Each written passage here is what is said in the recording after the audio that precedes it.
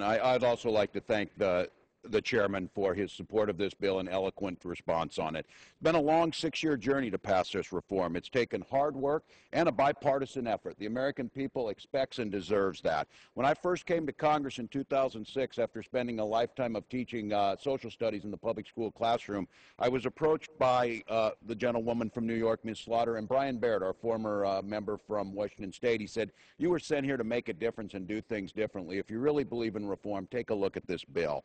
I got involved right after that, and Representative Slaughter, I can say, has been a stalwart supporter of this bill. She understood this is far more than just about clarifying insider trading. This is about restoring faith to the institution. She's done this not, ethics it seems to be in vogue right now. It's been in vogue her whole lifetime. She has lived that sermon of ethics and living by the rules instead of just giving it, and that I appreciate.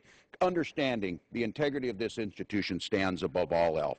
We must, as the sacred holders of the privilege, the honor, and the responsibility given to us by our neighbors to self-govern ourselves, make sure that this institution is never tarnished. And this bill goes a long ways to doing that. The perception is that members of Congress are enriching themselves. That's not only an affront to our neighbors that we're not playing by the rules, it is a cancer that can destroy the democracy. Each member of Congress has a responsibility to hold themselves not just equal to their neighbors.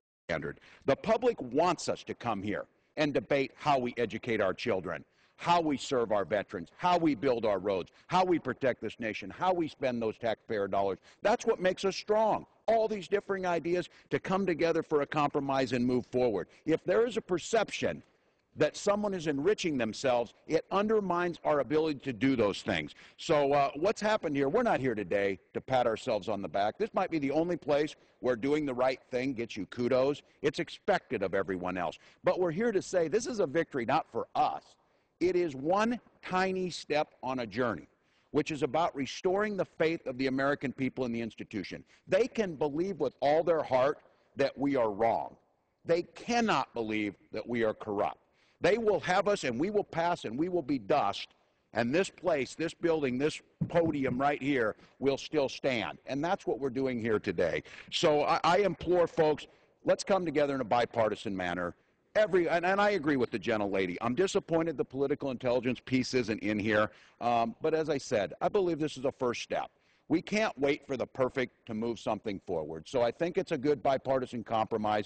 I implore my colleagues, join us on this first step. Give this win to the American public, and then let's get back in here, start working on jobs. Let's get back in here, start working on the national debt. Let's get back in here and figure out how we're going to protect this nation and educate our children into the future. This lets us do that. I think showing the American public we can come together. Let's get it passed. Let's have the president sign it. And let's get on to real business. So with that, I thank the gentleman for the time. Again, I thank the ranking member and members of this, and I would be remiss not to mention a person who was one of the original 7 folks on this bill. Walter Jones has been, our Republican colleague, has been a stalwart supporter of this. This is truly a bipartisan piece.